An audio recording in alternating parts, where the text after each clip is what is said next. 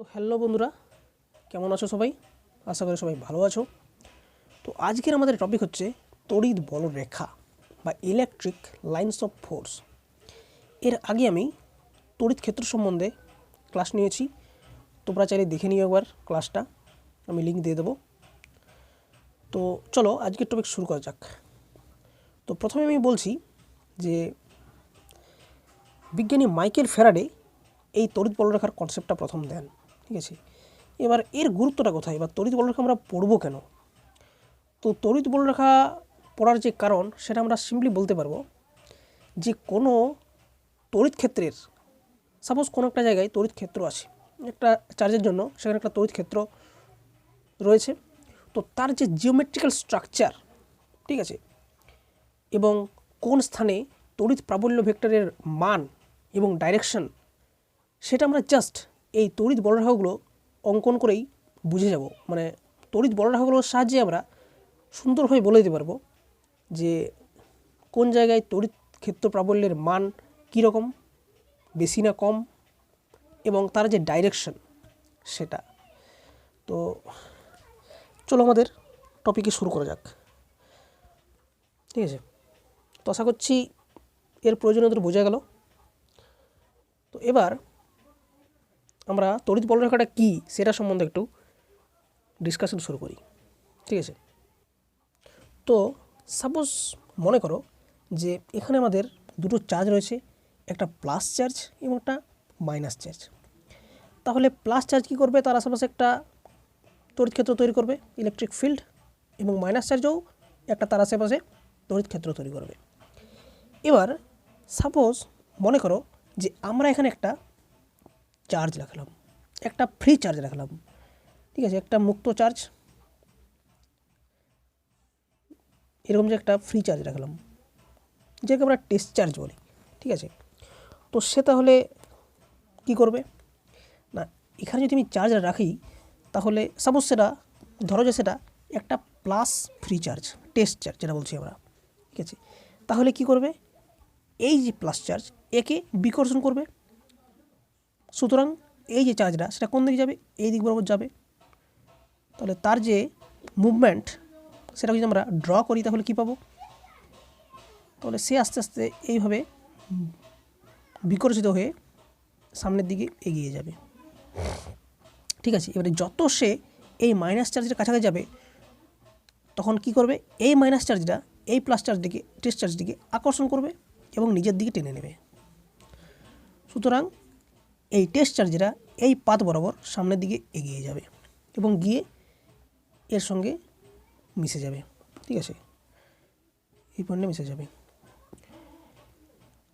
অর্থাৎ এই যে প্লাস চার্জ তার একটা আমরা মুভমেন্ট পেলাম এই প্লাস থেকে মাইনাসের দিকে, এই বরাবর, ঠিক আছে। এবার চার্জটিকে যদি আমরা এইরকম জায়গায় রাখি, এইরকম জায়গায়, তাহলে কী করবে, সাপোজ একটু উপরে রাখলাম কারণ এখানে একটু আঁকতে অসুবিধা হবে, সাপোজ এইখানে রাখলাম, তাহলে প্রথমত কী করবে, একে বিকর্ষণ করবে। এবার বিকর্ষণ করবে কোন দিক বরাবর, সোজাসুজি বাইরের দিকে, ঠিক আছে। এবার সুতরাং তাহলে এই যে চার্জটা সেটা টেস্ট চার্জটা সেটা এইভাবে যাবে, যেতে যেতে যেতে যেতে যেতে যেতে একসময় কী হবে না, এর আকর্ষণ বলের কাছাকাছি চলে আসবে, এর যে তড়িৎ ক্ষেত্র তার তড়িৎ ক্ষেত্রের মধ্যে প্রবেশ করবে এবং তার যেটা পাথ সেটা বেন্ড হয়ে এই দিক বরাবর আকৃষ্ট হবে এবং এইখানে গিয়ে মিশে যাবে, টার্মিনেট করবে। তো এই চার্জটা এইভাবে যাবে, এইখানে গিয়ে টার্মিনেট করবে, ঠিক আছে। তো যদি চার্জটা এরকম জায়গায় থাকে তাহলে কি ঘটনা ঘটবে, সিম্পলি আমরা আগের মতনই আঁকতে পারবো যে বিকর্ষণ ঘটবে, বিকর্ষণ ঘটতে ঘটতে ঘটতে ঘটতে এক সময় আসবে যখন এর আকর্ষণ বলের জন্য তার পাথ বেঁকে যাবে এবং এইভাবে সে মুভ করতে থাকবে, ঠিক আছে। অর্থাৎ এই যে টেস্ট চার্জটা তার আমরা একটা মুভমেন্ট পাচ্ছি, ঠিক আছে। কোনো স্থানে রেখে দিলে তার আমরা এই মুভমেন্টটাকে জাস্ট ড্র করছি। তো প্রত্যেকটা, তো সাপোজ আমি এই চার্জটিকে বিভিন্ন জায়গায়, সাপোজ যদি এখানে থাকতো এইভাবে বিভিন্ন জায়গায় রেখে পরে আমরা যদি দেখি যে তার মুভমেন্টটা কোন দিক হচ্ছে, তাহলে আমরা কীরকম আরও বাকি পথগুলো একটু ড্র করি। তো আমরা প্রত্যেকটা স্থানে চার্জ রাখার দরুন এইভাবে জাস্ট তার পাথগুলোকে আঁকলাম, ঠিক আছে। এগুলো হচ্ছে তার পাথ, তার মুভমেন্ট, ঠিক আছে। ওই যে টেস্ট চার্জটা, সেই টেস্ট চার্জের মুভমেন্ট। অর্থাৎ তাকে যদি আমরা এরকম জায়গায় রাখি তাহলে সে সোজাসুজি বিকর্ষণ হয়ে যাবে। এবার যেহেতু এর থেকে অনেক দূর আছে, সুতরাং তাকে আর আকর্ষণ করতে পারবে না, বা আকর্ষণ করলে খুবই কম হবে, সুতরাং সে সোজাসুজি বেরিয়ে যাবে। যদি এখানে রাখি তাহলে সে সোজাসুজি অপোজিট ডাইরেকশানে চলে যাবে, এই বরাবর, ঠিক আছে। তো এই যে আমরা একটা চিত্র পেলাম, অর্থাৎ তার যে মুভমেন্টটা সেটাকে আমরা কতগুলো রেখা দিয়ে কল্পনা করলাম বা আঁকলাম, এইগুলোই হচ্ছে তড়িৎ বলরেখা, ঠিক আছে। এবং এই যে তড়িৎ বলরেখা, সেই তড়িৎ বলরেখার কোনো পয়েন্টে আমরা যদি টেনজেন্ট আঁকি তাহলে সেই টেনজেন্টটা কী দেবে? সেই টেনজেন্টটা দেবে ওই পয়েন্টে তড়িৎ ক্ষেত্র প্রবলের ডাইরেকশন, ঠিক আছে, বা তড়িৎ ক্ষেত্রের ডাইরেকশন, ঠিক আছে। তো মনে করো এই স্থানে আমরা একটা টেনজেন্ট আঁকলাম, তো সেই যে টেনজেন্টটা সেটা আমাদের তড়িৎ ক্ষেত্র ভেক্টরটিকে প্রকাশ করবে। এই স্থানে টেনজেন্ট আঁকি তাহলে সেটা হবে তড়িৎ ক্ষেত্র, এই পয়েন্টে তড়িৎ ক্ষেত্রের ডাইরেকশন। তো প্রত্যেকটা পয়েন্টেই আমি যে টেনজেন্টটা পাবো সেটাই হচ্ছে ওই পয়েন্টের তড়িৎ ক্ষেত্র ভেক্টরের ডাইরেকশন।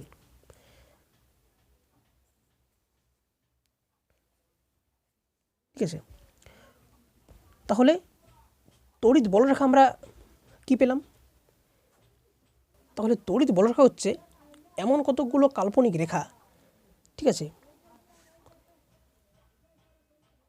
যেগুলো কিনা একটা তড়িৎ ক্ষেত্রে একটা টেস্ট চার্জের যেটা মুভমেন্ট বা একটা টেস্ট চার্জ যে পথ বরাবর চলে একটা তড়িৎ ক্ষেত্রে সেটাকে নির্দেশ করে।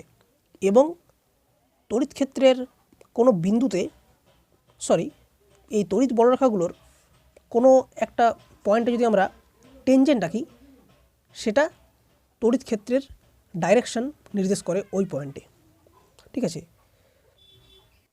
তাহলে এই যে তড়িৎ বলরেখাটা আমরা পেলাম, বলরেখাগুলো পেলাম, তার কিছু বৈশিষ্ট্য রয়েছে, ঠিক আছে। তো সেই বৈশিষ্ট্যগুলোকে যদি আমি পরপর লিখি তাহলে এবার কীভাবে পাবো, দেখো কী কী পাবো। তাহলে এবার কী পেলাম, যে মুক্ত অবস্থায় একটি টেস্ট চার্জ যদি একটা তড়িৎ ক্ষেত্রে রাখি তাহলে সেটি তড়িৎ বলরেখা বরাবর চলতে থাকবে। যেটা আমরা বললাম যে কোনো জায়গায় রাখলে সেটা তড়িৎ বলরেখা বরাবর মুভ করবে, তড়িৎ বলরেখা বরাবর চলতে থাকবে, ঠিক আছে। দ্বিতীয়ত, যে তড়িৎ বলরেখার কোনো বিন্দুতে যদি স্পর্শক টানি তা ওই বিন্দুতে প্রাবল্যের অর্থাৎ ই ভেক্টরের অভিমুখ নির্দেশ করবে। অর্থাৎ যেটা আমরা পেলাম যে কোনো পয়েন্টে যদি আমরা টেনজেন্ট আঁকি সেটা সেই পয়েন্টে তড়িৎ ক্ষেত্র ভেক্টরের ডাইরেকশনটা নির্দেশ করবে। অর্থাৎ এই পয়েন্টে হবে তড়িৎ ক্ষেত্র ভেক্টরের ডাইরেকশন এই বরাবর, টেনজেন্সিয়াল বরাবর, টেনজেন্ট বরাবর। তৃতীয়ত, যে এই তড়িৎ বলরেখাগুলো ধনাত্মক আধান থেকে নির্গত হয় এবং ঋণাত্মক আধানে গিয়ে শেষ হয়। এই যে আমরা ছবি থেকে দেখতে পাচ্ছি যে এই ধনাত্মক আধান থেকে বার হচ্ছে, ঠিক আছে, বার হচ্ছে এবং ঋণাত্মক আধানে গিয়ে শেষ হচ্ছে, ঠিক আছে, ঋণাত্মক আধানে গিয়ে শেষ হচ্ছে। তো এবারে যদি আমার শুধু একটি চার্জ থাকে তাহলে কি হবে? সাপোজ মনে করো একটি চার্জ আছে, তাহলে সেখানে কি হবে?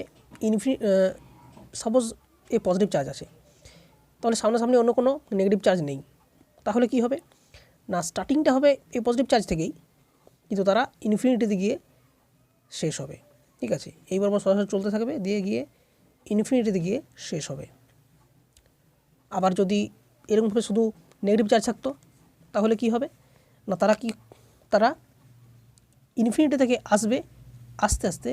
সাপোজ মনে করো শুধুমাত্র নেগেটিভ চার্জ দিয়ে আছে, কোনো পজিটিভ চার্জ নেই, তাহলে কি হবে যে এই তড়িৎ বলরেখাগুলো ইনফিনিটি থেকে আসবে এবং এই নেগেটিভ চার্জে গিয়ে মিশবে।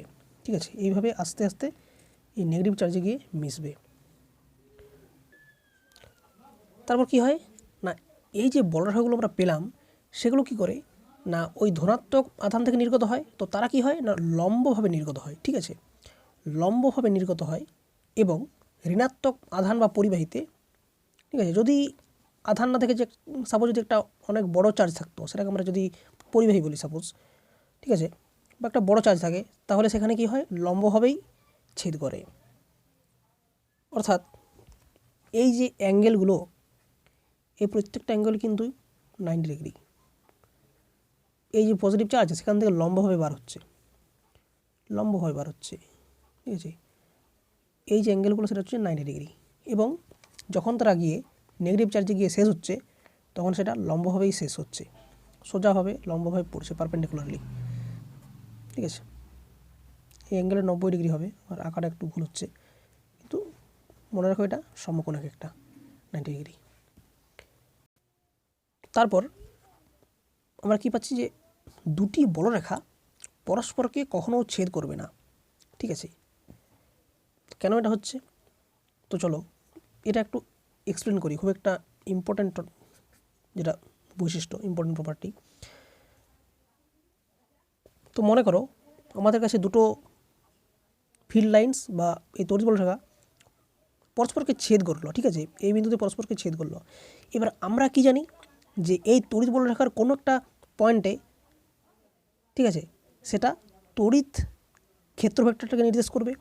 তারপর মানে এই তড়িৎ বলরেখার কোনো বিন্দুতে আমি যদি স্পর্শক টানি, তাহলে সেই স্পর্শকটা তড়িৎ ক্ষেত্র ভেক্টরটার ডাইরেকশনটা নির্দেশ করবে। সুতরাং এই যে আমরা ছেদবিন্দু, এই ছেদবিন্দুতে যদি আমি স্পর্শক আঁকি, ঠিক আছে, তাহলে তো এই যে তড়িৎ বলরেখা তার জন্য এই পয়েন্টে এই বরাবর টেনজেন্ট পাবো। সুতরাং তার জন্য তড়িৎ ক্ষেত্র ভেক্টর হবে এই দিক বরাবর এই পয়েন্টেই। আবার এই যে রেখাটা, এই তড়িৎ বলরেখার জন্য আমরা এই পয়েন্টে কোন বরাবর স্পর্শক পাবো, সেটা হচ্ছে এই বরাবর। সুতরাং তার জন্য তড়িৎ ক্ষেত্র ভেক্টরটা হবে এই বরাবর। এবার একটি পয়েন্টে কি দুদিক বরাবর হয় তড়িৎ ক্ষেত্র, যেটা তো অবাস্তব। ঠিক আছে, একটা পয়েন্টে একটা নির্দিষ্ট দিকেই হবে তড়িৎ ক্ষেত্র ভেক্টর। সুতরাং তারা পরস্পর কখনো ছেদ করতে পারবে না, যেহেতু একটা পয়েন্টে দুই দিক বরাবর তড়িৎ ক্ষেত্র হতে পারে না। ঠিক আছে, তাই তারা কখনো ছেদ করবে না পরস্পরকে। তাহলে আমরা নেক্সট পয়েন্টে চলে যাই। এই পয়েন্ট কি বলছে যে কোনো বদ্ধ পরিবাহীর অভ্যন্তরে তড়িৎ বলরেখা থাকবে না। ঠিক আছে, অর্থাৎ যদি একটা পরিবাহী থাকে, সাপোজ মনে করো এরকম একটা পরিবাহী আছে। ঠিক আছে, তো এর ভেতরে এর অভ্যন্তরে কোনো তড়িৎ বলরেখা থাকবে না, যা থাকবে তার বাইরেই থাকবে। ঠিক আছে, এবং ফলস্বরূপ কী হচ্ছে যে পরিবাহীর অভ্যন্তরে কোনো তড়িৎ ক্ষেত্র সৃষ্টি হবে না। চলো একটু এটা ডিসকাশন করা যাক। আচ্ছা, মনে করো এই যে সবুজ রঙের একটা পরিবাহী রয়েছে, কন্ডাক্টর, আমি তাকে সাপোজ প্লাস চার্জ দিলাম। ঠিক আছে, মনে করো তাকে আমি তড়িৎগ্রস্ত করলাম। তাহলে কী হবে, সে তড়িৎ বলরেখা তৈরি করবে এবং সেখান থেকে এইভাবে পারপেন্ডিকুলারলি প্রত্যেকটা পয়েন্টে তড়িৎ বলরেখা বার হবে এইভাবে। ঠিক আছে, তো তার অভ্যন্তরে অর্থাৎ এই যে কন্ডাক্টর, তার ভেতরে কোনো চার্জ থাকবে না এবং তার ভেতরে কোনো তড়িৎ বলরেখার সৃষ্টি হবে না। যে সমস্ত তড়িৎ বলরেখার সৃষ্টি হবে সেগুলো সব তার বাইরেই থাকবে। এবারে যদি আমি ধরি যে স্ফেরিকের একটা চার্জ ডিস্ট্রিবিউশন, অর্থাৎ এরকম একটা গোলকীয় চার্জ ডিস্ট্রিবিউশন আছে। ঠিক আছে, যার মধ্যে আমি পজিটিভ চার্জ রেখেছি। তো তড়িৎ বলরেখাগুলো কী হবে না সেখান থেকে সৃষ্টি হবে ঠিকই, কিন্তু সেগুলো একটাও কিন্তু এই পরিবাহীর ভেতরে বা এই যে চার্জ রয়েছে সেই চার্জ সমষ্টির ভেতরে কিন্তু একটা বলরেখাও থাকবে না, সব বলরেখাগুলো থাকবে তার বাইরেই। তো সুতরাং আমরা বলতে পারি যে এর ভেতরে কোনো তড়িৎ ক্ষেত্র সৃষ্টি হবে না। ঠিক আছে, একটা ইম্পর্ট্যান্ট প্রপার্টি বলতে পারো। তারপর পয়েন্ট যে এই বলরেখাগুলো প্রসারিত স্থিতিস্থাপক সুতোর মতো দৈর্ঘ্য বরাবর সংকুচিত হবার চেষ্টা করে। এর মানেটা কি? আচ্ছা, তোমরা রবার দেখেছো যে রবারকে যদি আমি দু হাত দিয়ে টানি এবং যদি ছেড়ে দিই তাহলে কি করবে? তারা আবার সেই আগের মতো ছোট হয়ে যাবে। ঠিক আছে, মানে তাদের একটা টান রয়েছে। ঠিক আছে, অর্থাৎ তারা দৈর্ঘ্য বরাবর নিজেকে সংকুচিত করার চেষ্টা করে। তো সিমিলারলি সেম ঘটনা ঘটে এখানেও, অর্থাৎ এই যে এই বলরেখাগুলো তারা কি করে না নিজেদেরকে ছোট করার চেষ্টা করে, সংকুচিত করার চেষ্টা করে। এইভাবে তারা ছোট হওয়ার চেষ্টা করে এই বলরেখাগুলো। ঠিক আছে, ফলস্বরূপ কী হয় না দুটো চার্জ, অপোজিট চার্জ পরস্পরকে আকর্ষণ করবে। ঠিক আছে, অর্থাৎ এই যে বৈশিষ্ট্য তার সাহায্যে আমরা আকর্ষণ যে ঘটনাটা সেটাকে আমরা ব্যাখ্যা করতে পারি।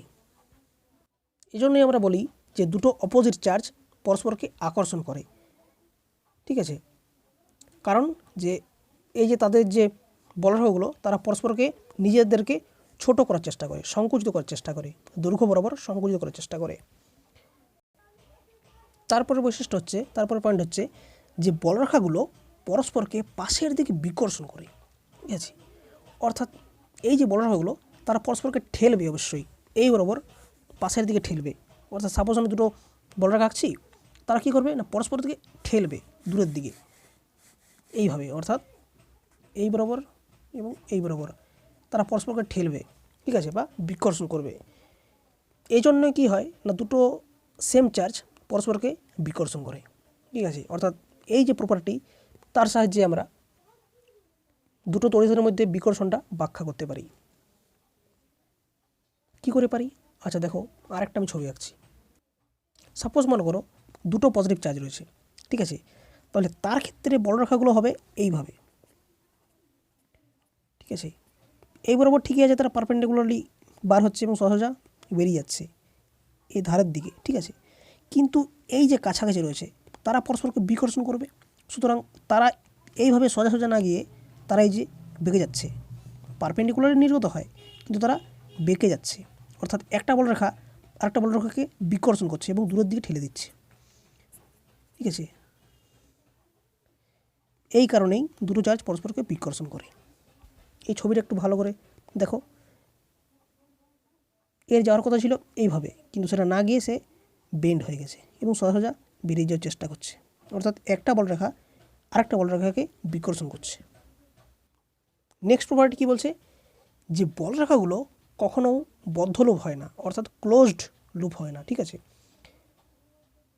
কারণ আমরা কি জানি যে পজিটিভ চার্জ থেকে তারা বার হয় এবং নেগেটিভ চার্জে গিয়ে টার্মিনেট করে বা শেষ হয়।